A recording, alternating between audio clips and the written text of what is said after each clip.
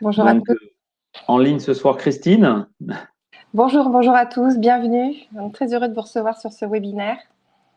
Voilà, et donc Franck, on est là tous les deux en associé parce qu'on ne peut pas travailler sur un produit pour les associés si on n'est pas deux, ça aurait pas de sens.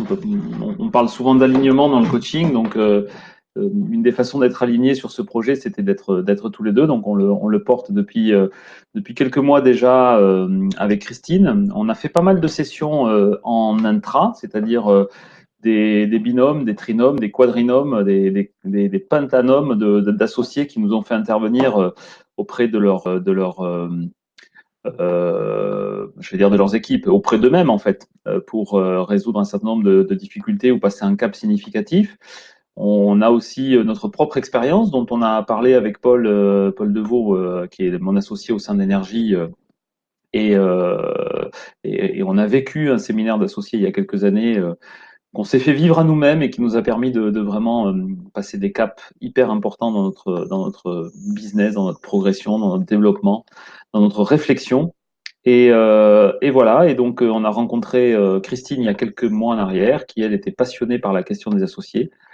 Toi-même, tu as eu longuement une expérience d'associé au sein d'un cabinet. Oui, au sein dans le domaine médical, des laboratoires d'analyse médicale, avec différents types de partenariats, avec des durées variables, 10 ans, un peu moins, et des belles rencontres. Et puis, ça m'a permis de mieux comprendre que s'associer et perdurer ensemble, ça se travaille, ça se construit. Et c'est comme ça que j'ai commencé à travailler autour de la cohésion d'équipe sur les petits groupes et que je me suis formée à ton école.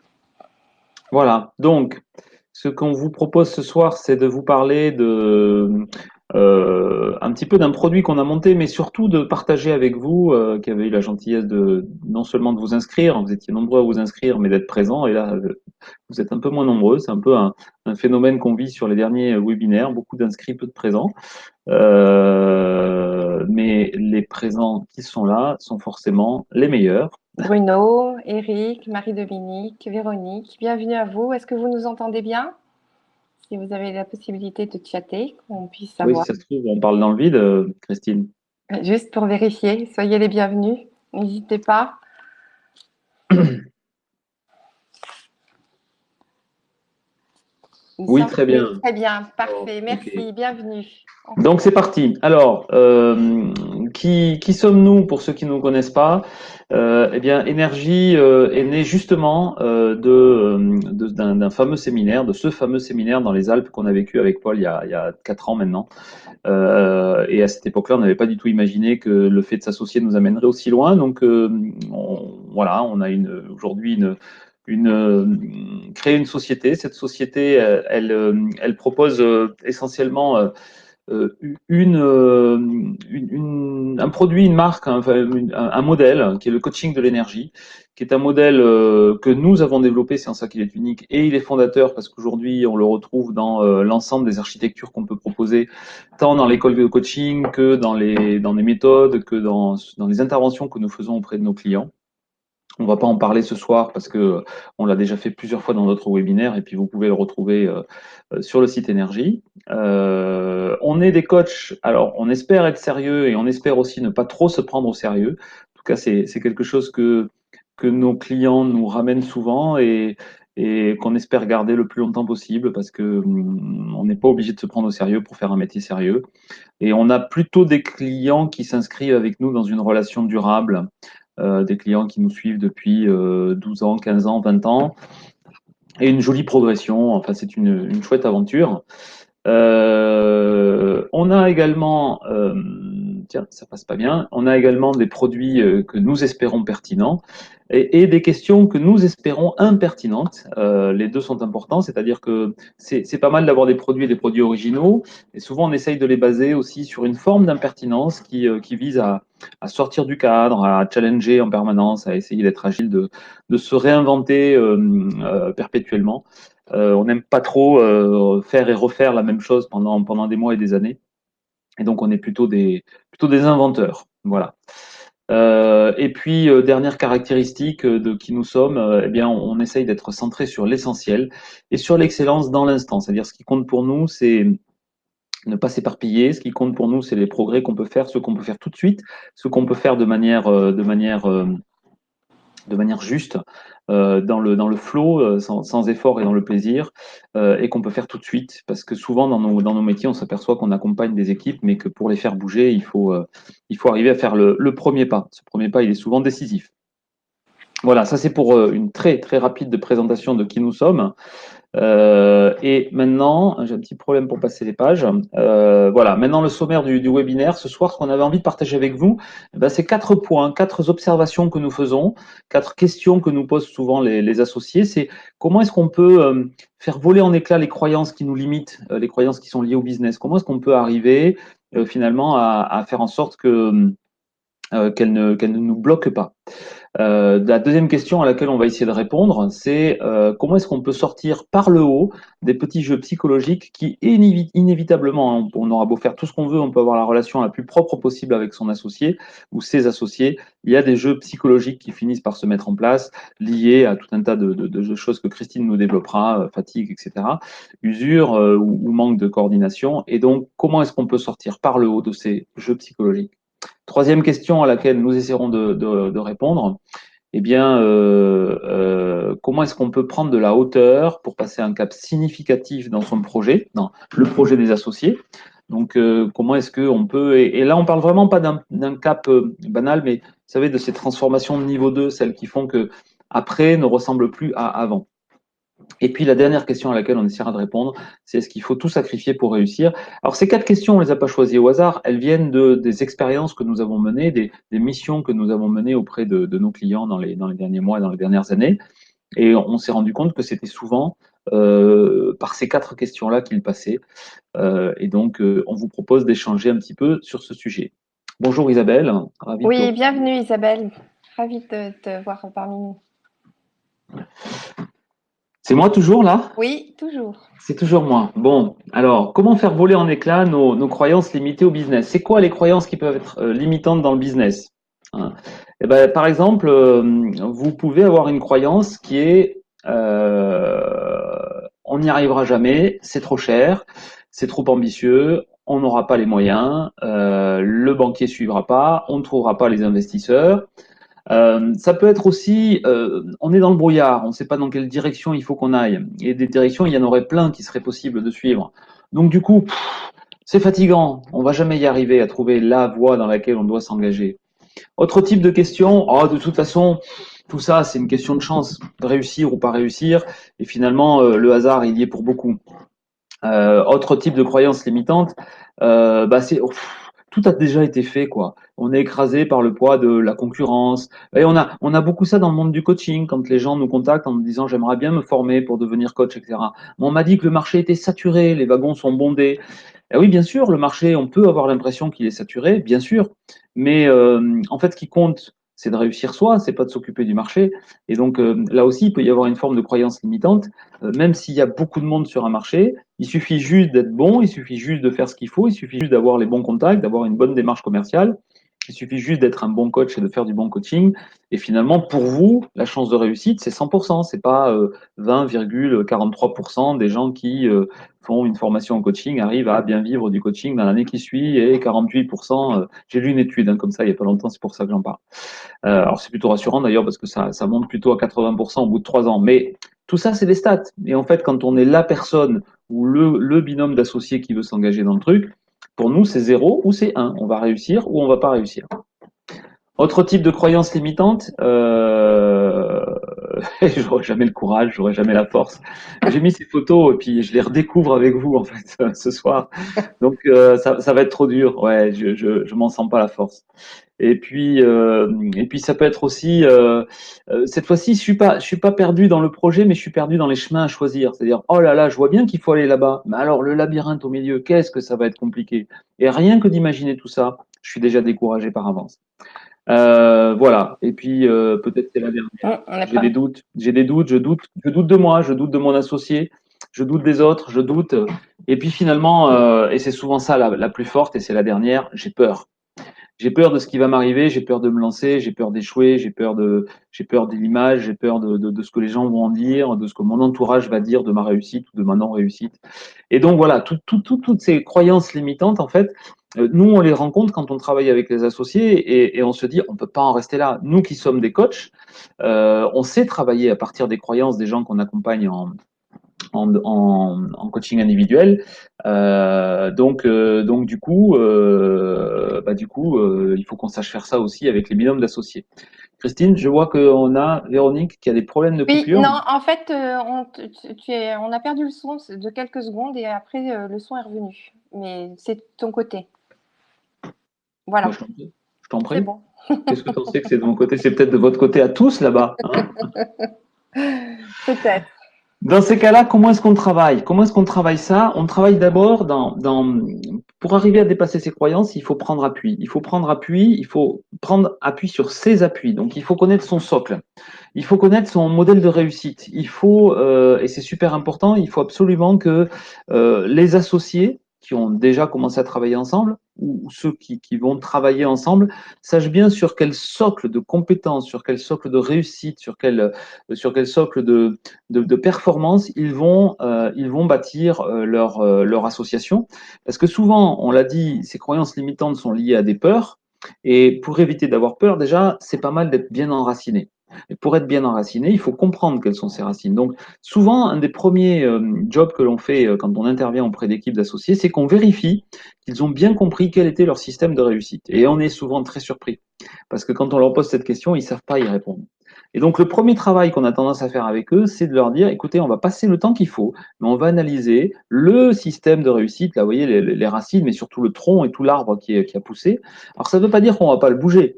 Ça ne veut pas dire qu'on va pas pas couper des racines, ça ne veut pas dire qu'on va pas aller chercher de nouveaux appuis, mais déjà, c'est important que le binôme d'associés comprenne parfaitement bien sur quoi il peut s'appuyer pour dépasser les croyances qui le limitent. Voilà. Donc c'est un travail qu'on fait au travers d'un outil qu'on appelle nous l'Advitam, qui est une méthode assez simple qui fait un peu le pied de nez au post-mortem dans lequel on étudie pourquoi on a échoué. Là, on étudie plutôt pourquoi et comment on a réussi. Voilà, donc ça c'est extrêmement important. Ensuite, on peut travailler aussi les croyances. C'est ce qu'on travaille nous pas mal au sein du club de coach que nous avons constitué. On travaille nos croyances entre pairs. C'est-à-dire que à un moment donné, il est extrêmement utile de confronter les binômes ou les trinômes d'associés avec d'autres associés. Parce que les difficultés qu'on rencontre, on les rencontre tous. Et par contre, on a trouvé des solutions tous différentes pour les dépasser. Et donc, à un moment donné, challenger ces croyances, c'est à la fois finalement se dire ils ont tous un petit peu les mêmes difficultés dans mon secteur d'activité. Tous les coachs se posent la question de comment je me présente, quelle valeur ajoutée j'apporte, quel est le prix auquel je dois vendre mes prestations, comment est-ce que je travaille en réseau, comment je trouve des nouveaux clients, comment je me démarque des autres coachs. On va retrouver comme ça tout un tas de questions liées à des croyances et à des peurs qu'on peut travailler en mode co-développement, en faisant des petits groupes dans lesquels chacun va se faire challenger, mais aussi aider par un groupe de pairs qui vont finalement lui proposer d'autres regards, d'autres prismes et en prenant tous les prismes qu'on peut réunir, à ce moment-là, on a la totalité, on a le 360 de la problématique, et d'un seul coup, on y voit clair, au milieu des pommes vertes, il arrive une pomme rouge, et la pomme rouge, c'est la solution, celle dans laquelle il faut croquer à pleines dents. Voilà. Donc, si vous voulez, c'est dans ces groupes de co-développement, une fois qu'on a créé la possibilité de se faire un petit peu confiance, eh bien, on va travailler sur l'équation du problème et on va transformer l'équation du problème en équation de la solution. Il y a une petite vidéo sur le site Énergie qui raconte ça en quelques minutes, qui vous explique cette technique, donc je ne vais pas la développer plus longuement. Mais en gros, on pose l'équation de la croyance limitante et quand on l'a bien écrite, quand on l'a bien posée sur la page de paperboard ou sur le tableau, on va la découper en petits morceaux et on va regarder une fois de plus, avec les pairs qui sont présents, comment on peut challenger, comment on peut secouer les paramètres de l'équation jusqu'à trouver une nouvelle équation, mais cette fois-ci, c'est l'équation de la solution et non plus l'équation du problème. Voilà un petit peu des techniques qu'on va utiliser avec les groupes d'associés qu'on accompagne pour les amener, alors entre eux et aussi en se confrontant à l'extérieur, à dépasser les croyances limitantes dans lesquelles ils se sont enfermés. Bonsoir Christine, ravi de te... Bon, merci. Et nous allons aborder aussi avec les associés comment régler ces jeux psychologiques. Collaborer au quotidien, finalement, c'est quand on est un petit groupe, c'est avoir des interactions de façon très fréquente. Et parfois, une des manières d'entrer en relation au cours de la journée varie en fonction de la situation, en fonction du contexte, en fonction de mes attentes, en fonction même des ressentis que je pourrais avoir sur l'attente de l'autre. Ces jeux psychologiques avaient été mis en avant par le docteur Berne, qui est un psychiatre américain en 1950, et il avait mis en avant la façon dont les personnes peuvent se comporter dans certaines situations à travers des attitudes, à travers la parole, à travers du non-verbal, comment cette personne dans son environnement a des interactions sociales. Et quand on est dans un petit groupe, on a l'habitude d'endosser certains rôles. On peut faire appel à différents types de parts en nous, c'est-à-dire la part enfant, la part adulte, la part parent. Et quand nous sommes en interaction comme ça, pour aller un tout petit peu plus loin, on peut arriver à avoir des attitudes qui nous permettent d'éviter une situation. J'ai trop de travail, je décide de pas répondre à tel et tel mail qui pourrait complètement me déséquilibrer dans mon activité. On peut avoir des attitudes de prendre le contrôle quand il y a quelque chose qui nous agace, supporter une frustration et puis même parfois se rebeller. L'analyse transactionnelle, c'est une analyse qui a été développée donc, par ce docteur il y a pas mal d'années et qui a permis de mettre en avant tout ce qui est de l'ordre de l'échange, de l'interaction entre plusieurs personnes. Et le modèle a été poussé un petit peu plus loin par Stefan Karpman.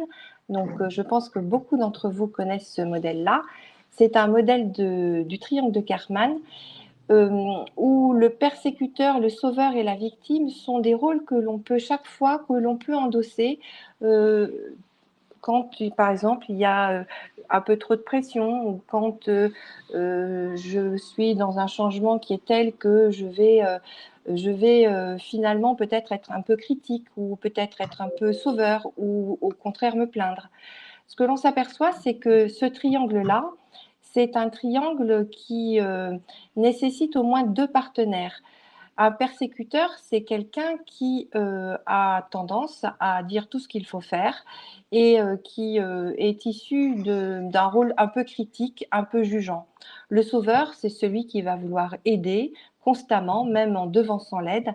Et la victime, c'est la personne qui se plaint. Alors, ce qui est intéressant dans cette relation, que ce soit des relations de travail, que ce soit des relations entre associés, c'est que quand quelqu'un va endosser ce rôle, parfois même de manière inconsciente, on s'aperçoit qu'il va solliciter chez l'autre en face un des deux autres rôles et que finalement, derrière, il va y avoir des échanges cachés, des transactions cachées.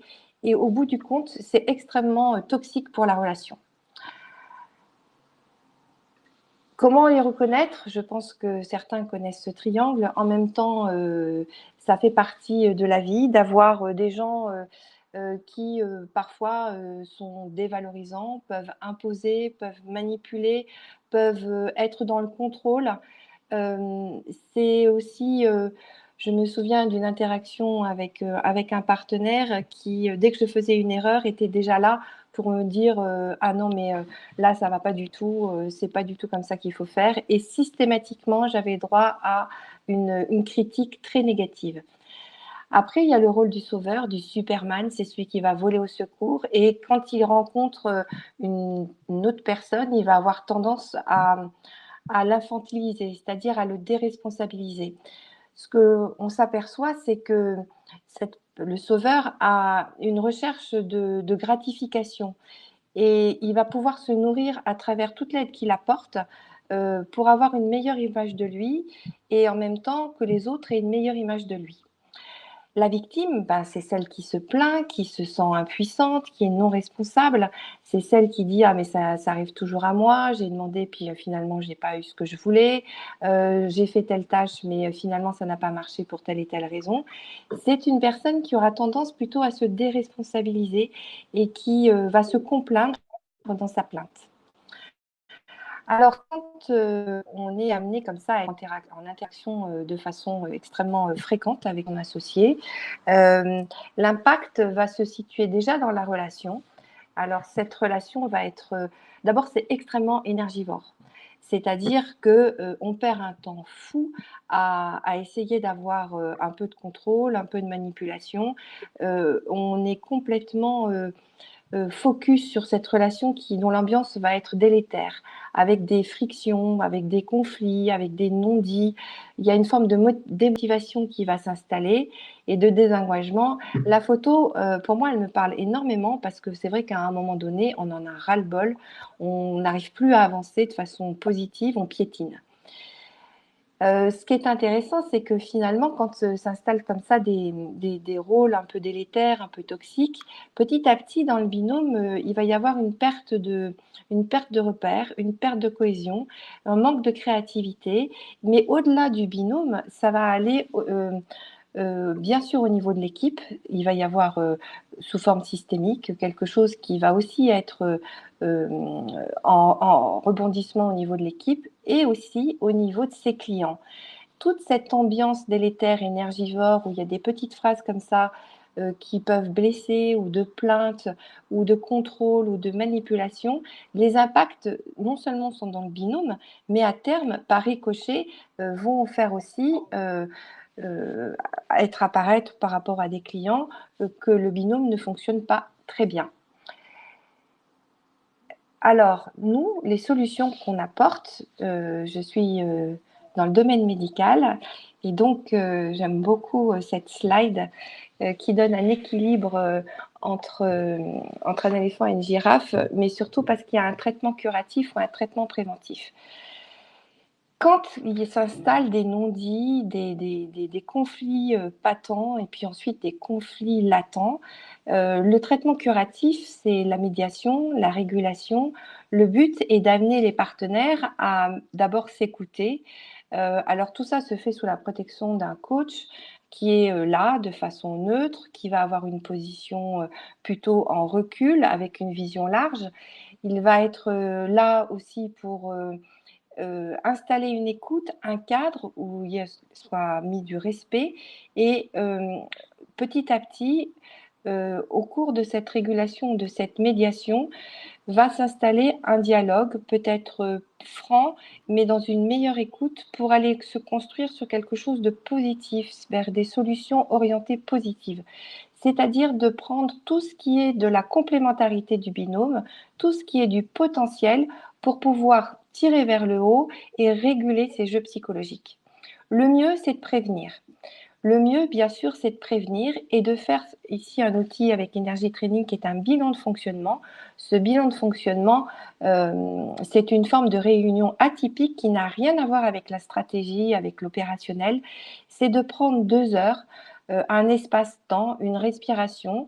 C'est bien de le faire, par exemple, avant la rentrée de septembre et 2 ou 3 fois par an comme ça, de faire le point dans son binôme, dans son association, sur ce qui fonctionne bien pour pouvoir l'enrichir. Alors ça peut être des thématiques comme la répartition du pouvoir, la répartition des responsabilités, l'information, la circulation de la communication, tout ce qui fait que ce fonctionnement, cette harmonie, cette écoute a bien fonctionné et comment ça pourrait fonctionner encore mieux. Une autre façon de prévenir ces jeux psychologiques, tout passe par la communication et cette énergie et ce dialogue qui s'installe entre les associés. Une autre façon, c'est d'aller travailler sur la raison d'être, de repartir à l'origine du partenariat, de repartir sur cette alliance. C'est quoi qui fait sens dans notre entreprise? C'est quoi notre finalité? Permettre ainsi de remettre des mots et de pouvoir travailler sur la cohérence entre cette raison d'être du départ et la vision plus tard de cette société. Ça va faciliter énormément de choses. On retrouve de l'alliance, on retrouve de la créativité, de la motivation, même des choix tout d'un coup qui vont se mettre en route parce qu'on aura retravaillé sur l'origine du partenariat et la finalité de pourquoi on s'est associé. finalement, alors nous, on travaille, enfin Franck et moi, par rapport à des accompagnements d'associés sur mesure, c'est-à-dire que quand c'est dressé des conflits, des non-dits, des crises particulières relationnelles entre des associés, on fait ce qu'on appelle un diagnostic énergétique et on va aller voir quelle est l'énergie de cette équipe pour pouvoir leur proposer, en fonction de leurs besoins, un accompagnement de médiation, de bilan de fonctionnement, d'alliance, sur mesure. Et puis, l'intelligence collective, comme le disait tout à l'heure Franck, quel que soit le type de métier que l'on a, dès qu'il y a un binôme d'associés, un partenariat, la richesse de ce partenariat peut être abîmée, peut être euh, freinée dans son avancement, et on rencontre majoritairement tous à peu près les mêmes problèmes relationnels, et certains trouvent des solutions tellement diverses que l'on a trouvé intelligent de monter des séminaires pour offrir ce co-développement et que chacun puisse trouver des solutions qu'ils n'avaient peut-être pas trouvées pour pouvoir avoir un partenariat encore plus dynamique et passer un certain cap dans leur partenariat. Cap, d'ailleurs, qui va Ah être oui. abordé par Franck. Mhm. Alors, voilà, j'aimerais rebondir par rapport à ce que tu disais, Christine, sur raison d'être et alliance. C'est quelque chose d'extrêmement important. Parfois, on pose la question à des équipes. Alors, ça peut être des comités de direction, mais c'est encore plus fort quand ce sont des associés parce que, ou des co-dirigeants, parce que quelque part, il y a un investissement personnel qui est encore plus fort. Et un investissement financier aussi qui est beaucoup plus fort. Une prise de risque qui est plus forte. Et quand on leur pose la question, est-ce que vous savez quelle est votre vocation, votre projet commun? Souvent, les gens nous répondent oui, pas de souci, tu peux passer là, c'est bon ça. Puis quand on a l'occasion de creuser un petit peu, alors des fois on le fait au niveau d'un déjeuner, tiens en fait, alors votre vocation. Puis là, ça ressort et en fait on s'aperçoit que on arrive à le définir, on y met des mots, mais chacun a envie d'y retrouver aussi une partie de soi. Et donc, ce qui est difficile dans l'alliance autour du projet de l'entreprise, de la vocation et de la raison d'être, c'est qu'il faut à la fois que ce projet corresponde à l'alchimie des différentes personnes qui l'ont composé et que chacun puisse y retrouver une part de lui-même. Dans les belles équipes de sport collectif, on sait que il faut à la fois travailler le collectif, mais aussi la différenciation de chacun qui doit exister. Chacun doit se sentir bien pris en compte au sein de ce collectif. Et ça, on s'aperçoit que pas mal d'associés avec lesquels on travaille oublient collectivement ce point qu'ils n'oublient pas individuellement, mais comme ce point individuel n'est pas pris dans le collectif, forcément, il y a quelque chose qui ne va pas. Et donc ça, on le vérifie bien. Voilà, donc sur le cap, ben justement, le cap, c'est la direction qu'on va suivre, c'est l'endroit où on veut aller. Et ce cap, une des premières choses qu'on constate, nous, énormément, et que moi j'ai connu quand j'étais dirigeant d'entreprise, c'est qu'on raisonne beaucoup, en France, mais pas qu'en France, mais en particulier en France, on raisonne beaucoup par comparaison. C'est-à-dire, il y a une ligne de temps, il y a un passé, il y a un présent et un futur. Et donc, on raisonne beaucoup par rapport à ça. Et en fait, on fait une erreur fondamentale, parce que quand on fait ça, on est tout le temps en train de comparer ce qu'on voudrait faire avec ce qu'on a déjà fait et avec ce qu'on est en train de faire. Et vous le comprenez bien, en fait, en faisant ça, tout va bien. Alors, par exemple, on monte un budget. Nous, on a une école de coaching. Énergie, c'est une école de coaching, c'est aussi une école de management et c'est aussi des prestations qu'on fait auprès de nos clients, des prestations de missions de coaching individuel, collectif ou d'organisation. On ne fait pas de budget, hein, nous, donc, mais si on faisait un budget, je suis sûr qu'on ferait exactement comme font toutes les boîtes, c'est-à-dire qu'on prendrait les résultats de l'année dernière et on ferait une projection de ce qu'on a fait l'année dernière et de ce qu'on est en train de faire cette année sur ce qu'on pense faire l'année prochaine. Donc, qui dit projection dit on dirait plus 5, plus 3, moins 5, plus 10, plus 15, suivant si on se sent ambitieux ou pas. Mais plus 200%, plus 300%, plus 1000%. Alors ça, on n'ose jamais. On n'ose jamais. Et d'ailleurs, on n'ose pas, on a peut-être raison. C'est parce que comment est-ce qu'on pourrait faire plus 1000% sur un produit? Bah si, c'est simple. C'est qu'en fait, c'est même plus 1000%, c'est plus 1 milliard de fois % de plus parce que le produit, il n'existait pas. Et donc, en fait, quand on raisonne uniquement par comparaison, on ne donne pas la chance aux nouvelles idées, on ne donne pas la chance aux produits qui n'existent pas encore. Et ça, c'est extrêmement fort. Souvent, les binômes d'associés qu'on accompagne, c'est pas des très grosses boîtes, c'est des petites boîtes. Et ces petites boîtes, eh ben, elles ont des faiblesses parce qu'elles sont petites, mais elles ont aussi une immense force que n'ont pas toujours les grandes, c'est qu'elles peuvent se permettre d'inventer et de lancer des nouveaux produits tout le temps. Voilà, donc la première chose qu'on fait quand on travaille là-dessus, c'est qu'on dit stop à la comparaison. C'est-à-dire qu'on leur dit, nous, ce qui va nous intéresser, c'est la projection dans le futur. Et on va volontairement, à un moment donné, mettre de côté l'année qu'on est en train de faire et le passé qu'on a eu ensemble dans l'association. Ça, c'est la première chose. Alors, vous me direz, oui, mais c'est bien, mais ça suffit pas. Bah, parce que justement, à ce moment-là, on va leur mettre des lunettes pour les aider à rêver. C'est-à-dire qu'on va leur mettre ce type de lunettes que les gamins ont en permanence devant les yeux. Et malheureusement, nous, il y a un moment donné dans notre vie, on les a perdues, ces lunettes. On les a oubliées, je sais pas où, hein, ça dépend à quel âge, ça dépend à quel endroit, mais on les a oubliées, voilà, on les a plus sur les yeux. Eh ben, on va les leur remettre sur les yeux, on va leur faire voir la vie en couleur et on va leur donner l'autorisation d'aller rêver et d'aller inventer le truc qu'ils ont jamais osé se dire. Alors, individuellement, ils y ont peut-être pensé, mais se le dire ensemble, ils n'ont pas osé. Vraiment, c'est quelque chose qu'on a vécu avec Paul dans notre binôme. À un moment donné, Paul écrivait beaucoup, Paul écrit toujours beaucoup, il écrit beaucoup, beaucoup d'articles, il écrit très bien. À un moment donné, moi, je lui dis, écoute, t'écris tellement bien, c'est quand même dommage. Écris un bouquin. Et ça lui parlait pas. Ça lui parlait pas. Mais en fait, le fait que cette idée, on ait pu la partager, ben en fait, on l'a écrit. Alors, on l'a écrit tous les deux, ce qui était plutôt sympa pour moi, parce que je suis monté dans le bateau de l'écriture du bouquin, et puis que j'ai trouvé ma place pleinement. Mais, vous voyez, il y a ce truc, il y a ce que l'un pourrait se dire que l'autre n'ose pas rêver, que celui qui rêve dit bah moi je vais pas le faire parce que c'est pas mon truc et je le ferai peut-être si on était deux mais j'en parle pas. Enfin vous voyez, tous ces trucs qui n'existaient pas et on a vécu ça plein de fois avec Paul, il faut oser en parler. Pour oser en parler, il faut se donner le temps parce qu'on est tellement pris par tout le quotidien, par tous les réglages, par la prochaine formation qu'on doit animer, par le prochain webinaire qu'on doit animer, par la prochaine session qu'on doit remplir, par tous ces trucs qui nous prennent toute notre vie, que si on ne met pas de temps en temps dans son agenda des vrais moments dans lesquels on s'autorise de remettre les paires de lunettes, on n'y arrivera pas. Donc, quand on travaille avec les associés, on leur propose de se laisser vraiment emporter par la magie du rêve. On les fait travailler dans la no limite et vraiment on les fait travailler là-dessus. On leur dit et s'il n'existait aucune limite. Alors on a toute une petite technique qu'on travaille d'ailleurs dans les formations et dans lesquelles on leur laisse imaginer à quel point ils pourraient percer, ils pourraient faire tout voler en éclats s'ils se laissaient emporter par la magie du rêve. Alors le rêve c'est bien, et puis ensuite il va falloir le faire. Mais alors a priori la vertu de cet exercice, c'est qu'on ne le fait pas tout seul dans son coin, on le fait à plusieurs, on le fait en équipe, on le fait avec son associé, avec ses associés.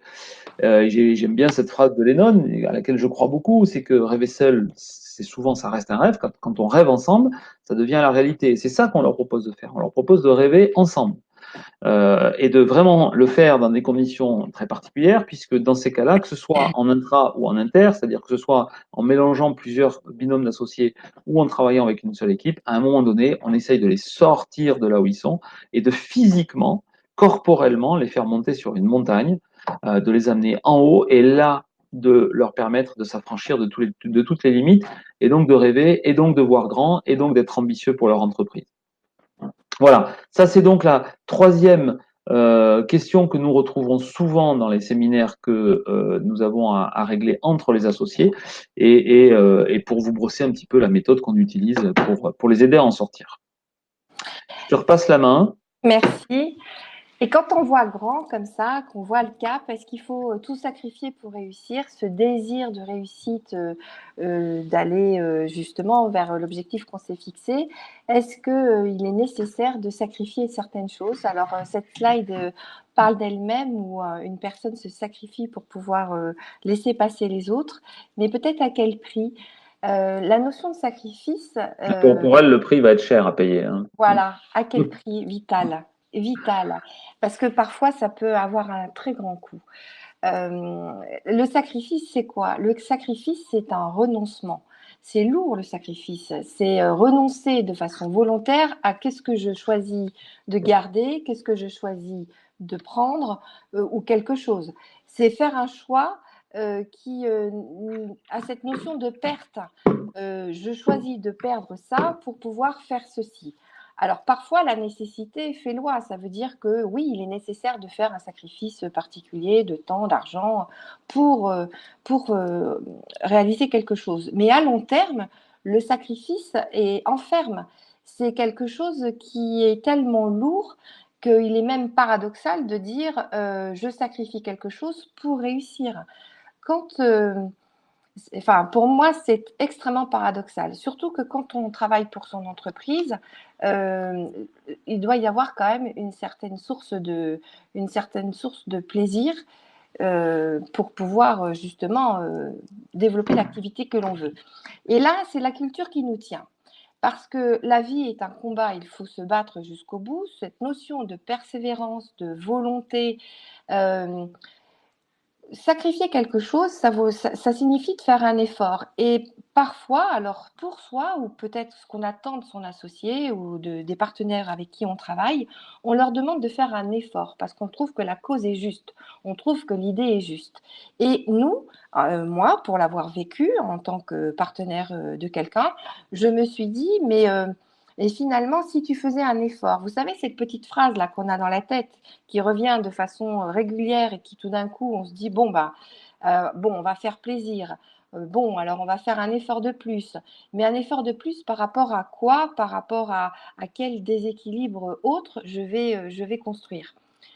La notion de sacrifice, c'est quelque chose qui est extrêmement énergivore et qui met le focus plus sur de la perte que sur, pour moi, de la réussite. Parce que derrière, il peut y avoir un prix. À quel prix?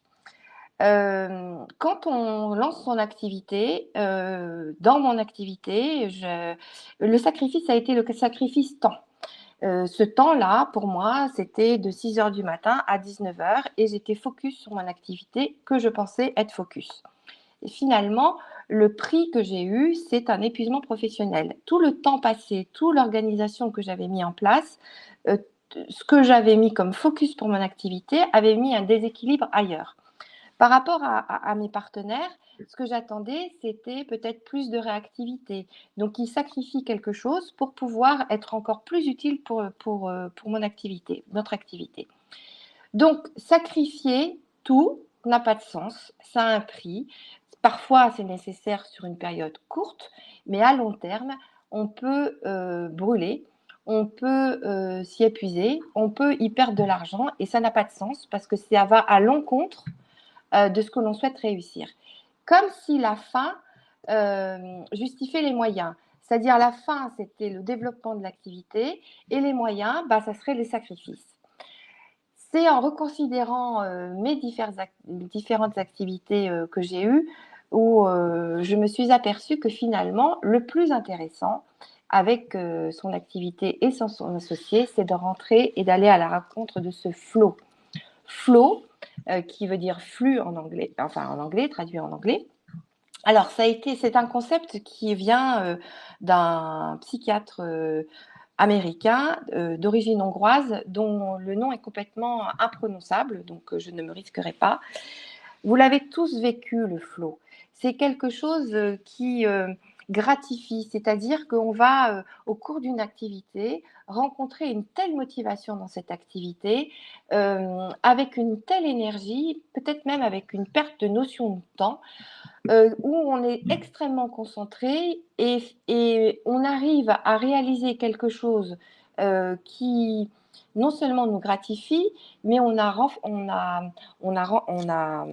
par rapport à un challenge, on a rempli un challenge. Ça peut être dans n'importe quel type d'activité. L'idéal, dans sa construction de sa boîte, dans son partenariat, c'est que chacun puisse être à la rencontre de son flow en fonction de ses compétences, en fonction de sa motivation. Ou alors, ça serait idéaliste, mais en même temps, plus on tend vers cette rencontre de son flow, plus l'énergie sera centrée sur nos compétences et va permettre d'avoir une meilleure efficacité dans son partenariat au niveau de ce que l'on va produire. Euh, sur cette roue, on voit ici que l'expérience optimale, quand on est au niveau de ses compétences, c'est qu'on va utiliser ses compétences à un niveau élevé. Donc, on a une maîtrise de son métier, on a une maîtrise de quelque chose, et il y a une telle excitation à réaliser cette activité qu'on est dans une expérience dite optimale. Ça fait partie des activités qui nous rendent particulièrement heureux. Il y a une meilleure estime de soi et puis surtout, on est excellent. On a une activité qui correspond non seulement à son niveau de compétence, mais en plus, on est dans le plaisir. Et c'est ça que je voudrais mettre en avant par rapport à ce qu'il faut tout sacrifier pour réussir. Non, il faut peut-être trouver, et j'aime pas le mot il faut, c'est un n'a pas de sens, mais à rencontre de son flow, c'est-à-dire de cette joie, de ce plaisir de pouvoir développer telle et telle tâche parce qu'on est compétent là-dedans, dans une répartition de responsabilités d'associés. C'est ça parfois que je travaille quand des personnes vont créer leur boîte. C'est où est-ce que tu es bon et là où est-ce que tu te fais plaisir le plus dans ton activité. Et ensuite, d'avoir certaines complémentarités, parfois avec des terrains communs, mais en même temps, c'est là où on est le meilleur. Et c'est vrai que ça, c'est possible dans des petites boîtes. C'est pas forcément possible dans des grosses, donc c'est pour ça que c'est vraiment important. C'est vraiment un levier dans lequel on peut apporter une très très grosse plus-value aux gens qui y sont associés.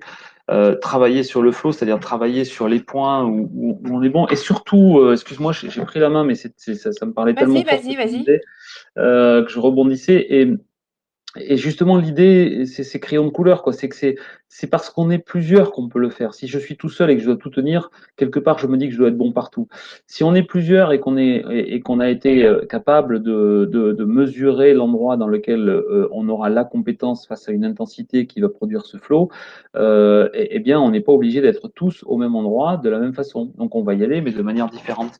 Je reprends l'exemple, c'est pas parce que Paul écrit très facilement des articles et des très bons articles que je dois faire la même chose. Moi, il y a plein de trucs que je sais faire très bien et dans lesquels je prends énormément de plaisir. Eh bien, c'est là-dessus qu'il faut que j'aille apporter ma plus-value au binôme d'associés. Et c'est en travaillant là-dessus qu'on va devenir vraiment excellent. Et ça, on a la possibilité de le faire quand on est une petite équipe parce qu'on peut même aller inventer les produits sur lesquels on sait par avance qu'on va prendre du plaisir. Super, merci. C'est une Ben, belle je t'en prie. coloration, belle coloration. Et donc, notre solution. La réflexion qu'on se faisait avec Franck il y a quelques mois, c'est que finalement, un binôme, peu importe, enfin, les co-leaders d'une boîte représentent le premier capital actif de leur business. Plus ils vont investir sur leurs relations, sur la façon dont ils veulent coopérer, sur leur dynamique, meilleur va être le développement de leur boîte et leur entente. Les solutions à apporter, c'est nous proposons effectivement des séminaires en intelligence collective parce qu'on considère que les associés ont un socle sur lequel ils peuvent développer leur activité, c'est-à-dire qu'ils sont à la fois ils sont tous, c'est-à-dire qu'ils ont des compétences, ils doivent entretenir cette matrice qui est la vie de l'entreprise où la qualité de leur relation est complètement fondamentale et même déterminante au niveau des équipes avec lesquelles ils travaillent, déterminante au niveau des clients. Et puis, de travailler autour de leur vision. Ils ont forcément une vision partagée de ce qu'ils veulent voir comme devenir de leur boîte pour ensuite avoir des résultats qui se sont fixés. Et en discutant avec Franck il y a quelques mois, on s'est dit, et si on construisait un séminaire qui soit centré sur les petites équipes, sur les co-leaders, et en passant un cap, en voyant grand, on s'est dit, mais il ne faut pas le faire dans leur activité, c'est de les amener en montagne, dans des lieux différents, pour qu'ils puissent aller s'inspirer et sortir de leur quotidien, sortir de leur business. C'est pourquoi vous avez peut-être vu passer un certain nombre de posts sur LinkedIn. On a monté un type d'offre que l'on souhaite faire vivre dans différents endroits pour des petits groupes d'associés. Le premier qui serait en Haute-Savoie pour faire la rentrée des associés. Et le second est donc de marcher en montagne, de marcher en même temps de travailler sur je pensais au breakthrough pour travailler sur votre vision. La percée, ouais, la La vision, la percée, percée. voilà, la percée et la vision. Et puis, soyons fun, soyons originaux. L'Islande, alors l'Islande au mois de janvier, ça peut être complètement farfelu, mais il y a des super aurores boréales, la nature est magique. Et donc, voilà, on s'est dit que ça serait bien de mener 2 séminaires par an pour quelques groupes d'associés qui veulent travailler et sur leur binôme et en activité en intelligence collective pour aller se nourrir des solutions des uns et des autres. Alors, j'ai mon truc qui tombe, voilà. Donc, sur ces produits-là, qui sont donc des produits non pas où on travaille auprès d'une équipe, donc c'est pas des produits intra, ce sont des produits inter. On ne les ouvre qu'à partir du moment où on a 4 binômes, donc 8 personnes qui sont inscrites, puisqu'on veut être au moins 2 coachs, donc Christine et moi, et éventuellement un troisième s'ils sont plus nombreux, et éventuellement un quatrième s'ils étaient vraiment très nombreux. Donc en gros, si vous voulez, le ratio, c'est 8 personnes pour 2 coachs, donc ça veut dire que donc pour 4 binômes, hein, ça veut dire qu'il y a un vrai accompagnement. C'est pas juste du travail où on vous envoie vous balader, etc. Celui d'Islande, Presque plat. il est plus que bien parti, puisqu'à la limite, il y a les binômes qu'il faut pour l'ouvrir, mais en même temps, on peut accueillir plus de personnes, il suffirait juste qu'on soit plus de coachs. Celui de Haute-Savoie, fin août, on l'a ouvert un peu tard et on a à date que 1 ou 2 binômes inscrits. Donc c'est encore un peu juste. Donc celui-là, n'hésitez pas si vous avez des opportunités. On en reparlera un petit peu plus loin. Sinon, on le fera pas et puis on reportera ça à une date un peu plus loin dans l'automne pour les gens qui étaient inscrits. Ou on remettra tout sur l'Islande. Voilà, on en a déjà animé quelques-uns, beaucoup en intra, assez peu en inter, parce que l'inter c'est toujours un peu plus compliqué à monter que l'intra. Mais on a bon espoir effectivement d'aller se balader 2, 3 fois par an avec Christine pour accompagner des binômes d'associés pour le meilleur et surtout pas pour le pire. Ah oui, non, surtout pas pour le pire. Alors, comment ça va se passer? En fait, c'est un programme de 3 jours qu'on vous propose en résidence privée. Voilà, d'abord, on a envie de bien vous recevoir, que vous preniez soin de votre relation, mais que vous ayez un cadre que vous appréciez. Donc, dans des chalets qui seront privatisés. Arriver en fin d'après-midi, la veille du démarrage du séminaire, et puis une soirée conviviale pour faire connaissance et vous proposer le programme de 3 jours. Ensuite, cette première journée, comme l'avait dit Franck, l'idée c'est d'aller revisiter votre modèle de réussite, et même de le visiter, parce que certains ne savent pas comment il fonctionne et comment il fonctionne bien. Donc, à partir d'exemples concrets et cet outil qui est l'Advitam, l'idée, c'est de mettre en exergue le modèle de réussite du partenariat, du binôme. Mais peut-être passer au-delà de ça et de faire plus que ça marche bien pour pouvoir aller le renforcer à partir notamment d'une amélioration d'un bilan de fonctionnement de l'amélioration de la relation avec des temps sur la façon dont les personnes communiquent, la façon dont les personnes... L'idée, c'est d'arriver à mieux se connaître hors cadre. On part du modèle de réussite, on le renforce par le travail autour de la relation, des techniques de méditation aussi, en faisant du coaching en marchant. C'est une méthode qui permet d'aller mieux s'ancrer, d'aller écouter ses ressentis, développer son écoute pour soi et l'écoute pour l'autre, et d'arriver à faire des réglages nécessaires pour pouvoir bien optimiser et partir sur un meilleur pied cette première journée entre associés. La deuxième journée, c'est Franck qui va en parler. C'est la fameuse percée. La fameuse percée. Deuxième journée, on va travailler sur la visualisation de la réussite. Donc, on travaille ça en extérieur si possible. On marche, on monte, on grimpe. Et on va chercher l'ultime possible. L'ultime possible, on le trouve en haut de la montagne. Alors la montagne, elle n'a pas besoin de faire 3000 mètres de dénivelé, hein, mais l'idée, c'est quand même de grimper, de se retrouver à un endroit où on pourra dominer le paysage, dominer la vallée. Je suis assez surpris souvent quand on accompagne des équipes qui sont en difficulté. Ils nous disent, oh là là, il y a une véritable montagne qui nous attend. Et en fait, quand on les amène en haut de cette montagne virtuellement, hein, c'est-à-dire on leur dit, OK, vous êtes dans 6 mois, vous êtes dans un an, le projet est terminé, le déménagement est fait, la réorganisation a abouti, a porté ses fruits. Qu'est-ce que vous voyez? Et quand on amène les gens sur visualisation de la réussite, alors quelque part, on crée de l'envie. C'est des techniques qui viennent du sport, hein, c'est-à-dire qu'en sport, ce qui est important, c'est de se visualiser en train de passer la ligne d'arrivée. Alors après, on peut se visualiser en train de lever la coupe aussi pour ceux qui sont compétiteurs, mais souvent les PME, elles sont pas compétitrices vis-à-vis de toutes les autres boîtes. Elles savent bien qu'elles sont pas forcément dans cette dimension-là. Par contre, ce qui les intéresse, c'est de gagner par rapport à elles-mêmes, c'est de se dépasser, d'aller plus loin. Mais il y a deux façons. Soit on commence par regarder les étapes du chemin, et là, ça peut paraître très lourd. Soit on commence par regarder la réussite, le bout du chemin, l'endroit où on veut aller, l'ultime possible, c'est-à-dire ce qui est même peut-être d'ailleurs beyond the limit, donc de l'autre côté de la ligne d'arrivée. Et c'est uniquement ensuite en redescendant qu'on va aller définir les étapes du chemin et prendre les premières décisions importantes. Donc cette deuxième journée, en fait, il y a un vrai travail de montée.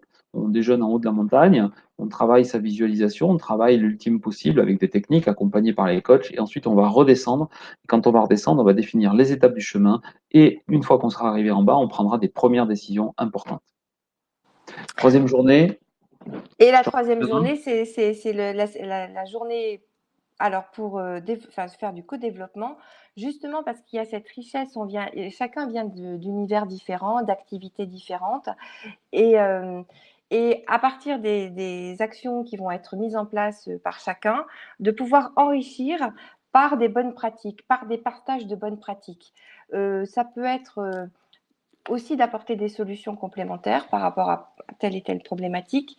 Mais l'idée, c'est d'aller remettre en dynamique et de donner une force complémentaire avec le co-développement pour pouvoir créer des premières boucles de réussite, s'engager dans l'action et finalement passer un cap sur une vision à long terme avec la mise en place de stratégies qui ont été décidées par le binôme et cet enrichissement qui aura été apporté par l'ensemble du groupe, chacun dans ses fonctions différentes d'associés. Oui, c'est vrai, je rebondis sur ce que dit Christine, co-développement, c'est excellent. Là, par exemple, on vous a dit sur l'Islande, il y avait déjà pas mal de réservations, il y aura un binôme d'experts comptables, qui sont à la tête d'un cabinet d'experts comptables, il y aura un binôme de dirigeants, pardon? Et d'architectes. D'architectes, il y aura un binôme de formateurs coach, il y aura un binôme d'associés qui ont créé et qui ont largement développé une boîte qui est industrielle. Donc on aura vraiment, et j'en oublie un, je sais plus lequel, mais ah bah oui, et deux associés qui sont en train de se lancer dans un projet dans le textile, enfin dans la transformation de déchets textiles en billes de plastique. Donc on aura vraiment des univers, des associés différents qui vont se retrouver mélangés. Et alors uniquement dans cette phase-là, et évidemment à d'autres moments, mais là on va vraiment créer dans la troisième journée une capacité à aller secouer. Parce que finalement quand on aura identifié les étapes du chemin et qu'on aura pris des décisions, on va retomber un peu dans le côté plombant des croyances limitantes. Et c'est là qu'on va y aller et qu'on va vraiment secouer les croyances limitantes et donc leur faire créer les premières boucles de réussite virtuelle et s'engager dans l'action, c'est-à-dire faire les premiers pas vers les premières réussites qui vont leur donner confiance et qui vont leur donner envie d'aller plus loin. Oui, comme dit Christine, c'est extrêmement puissant le co-développement. C'est ça, c'est la touche de plus pour embarquer le binôme. Alors, on termine parce que il est l'heure. Quand on a vu les 35 personnes qui s'étaient inscrites, et donc j'imagine que les 9 qui sont connectés ce soir doivent être un échantillon représentatif des 35 qui s'étaient inscrites, on a vu qu'il y avait pas mal de coachs qui étaient inscrits, et on est ravis de ça, et ça pose aucun problème, et on sera ravis que vous preniez, vous laissiez inspirer, comme nous on se laissera inspirer de vos partages pour avancer. Plus on sera nombreux à faire pousser ce beau métier et à bien le réussir et à bien l'exécuter auprès de nos clients, et plus ce métier-là sera porteur pour nous tous, donc tout va bien. D'ailleurs, c'est un peu notre philosophie. Si vous allez sur nos deux sites, Origine, celui de Paul, et Énergie, celui qu'on a créé ensemble, vous verrez que tout le contenu est disponible, qu'on détaille énormément nos formations, que à la limite, il n'y a presque plus besoin de venir de se former parce qu'il y a tout. Alors évidemment, la formation, ça sert à autre chose, mais on est plutôt dans l'idée qu'il faut partager. Alors, néanmoins, si vous êtes coach et vous avez peut-être pas la surface de clientèle pour créer ce type de séminaire inter avec vos clients, eh bien, montons un partenariat. On a défini des règles de rémunération plutôt généreuses pour ceux qui apporteraient des leads. Et donc, si vous connaissez des binômes d'associés, ben, n'hésitez pas à nous en parler et on vous proposera et on se mettra d'accord sur une façon très respectueuse où les clients, on est bien d'accord et on est bien conscient qu'un client, c'est précieux. Donc, on a plein d'exemples. C'est comme ça qu'on a bâti notre alliance avec aujourd'hui, on doit être 25 à peu près. Le client reste toujours la propriété de celui qui l'amène dans le produit. Donc, l'idée, ça pourrait être un peu comme il y a des agences de voyage et qu'on s'inscrit à des voyages de groupe, peut-être que vous puissiez inscrire des binômes de gens que vous connaissez à la session sur les Alpes fin août avant la rentrée, c'est propice, ou sur celle de l'Islande ou sur les autres qu'on créera par la suite. Donc, si ça vous intéresse et si vous avez été intéressé par le produit, contactez-nous, Christine ou moi, et on discutera de ce partenariat possible. Maintenant, vous êtes peut-être aussi, on a vu qu'il y en avait aussi pas mal, des DRH, des dirigeants ou des co-dirigeants d'entreprise. Et à ce moment-là, bah, écoutez, venez nous rejoindre dans un séminaire, ou alors vous avez une demande bien spécifique et il y a deux, trois des points qu'on vous a présentés qui vous intéressent. Et dans ces cas-là, eh ben, on sera ravi de faire du sur-mesure, comme l'a expliqué Christine, pour vous accompagner dans vos projets. Voilà, je crois qu'on est arrivé au bout. Est-ce que certains veulent des questions? On est à votre disposition. Et moi, j'ai enfin retrouvé, j'avais perdu le bandeau dans lequel je pouvais taper des messages. Je l'ai retrouvé, donc n'hésitez pas. On peut Merci se pour le garder. partage du lien. Là, je vois que Christine a partagé un lien sur le flow. Effectivement, merci bien. J'ai déjà été voir et je vais m'inscrire pour aller passer le questionnaire. Oui, c'est ça. Est-ce que vous voulez échanger? On est à votre disposition. Ça met peut-être un peu de temps. Ah, quelques personnes en ce moment qui écrivent.